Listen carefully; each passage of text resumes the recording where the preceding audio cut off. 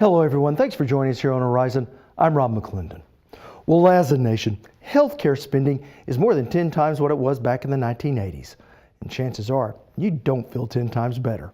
In fact, what you may be feeling is that financial squeeze of healthcare costs. We like to believe our medical care is the finest in the world, and that is now debatable. But what isn't is that U.S. healthcare is the most expensive in the world.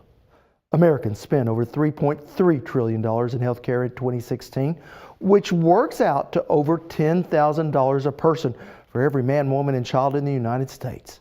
Now, rising costs are blamed on many factors: more chronic disease, an aging population, expensive new technology and treatments, and prescription drug inflation. But money doesn't always buy results. No other advanced country even comes close to the United States on annual spending on healthcare. But plenty of those other countries see much better outcomes in their citizens' actual overall health. And nowhere is that more evident than in rural communities. With more, here's Arkela Kellen. Medical students wanting to practice in rural Oklahoma are in the minority. Mercedes Bernard is in that minority and wants to provide health care to smaller communities.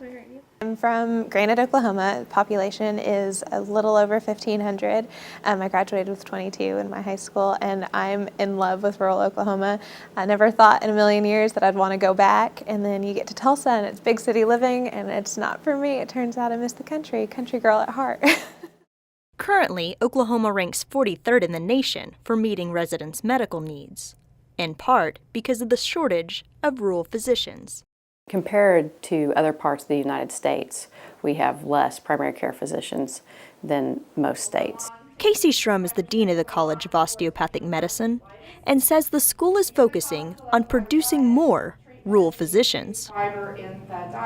Our mission is for rural and underserved areas of the state, so that's a big concern for us. And when you look at Oklahoma, it's even more so that in the rural areas of the state, our physicians are older also. So not only do we have less physicians than most states, but we have an aging physician population in rural Oklahoma.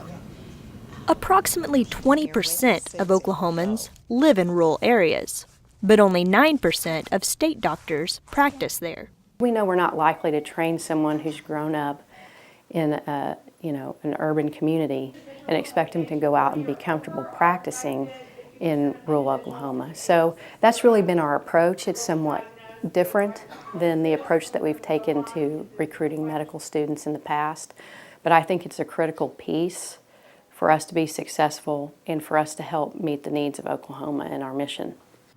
Targeting students like Mercedes and Kevin with a rural background. I feel like when you're in a small community, everybody, it's like it becomes an extended family to you. Like everybody in your community is extended family.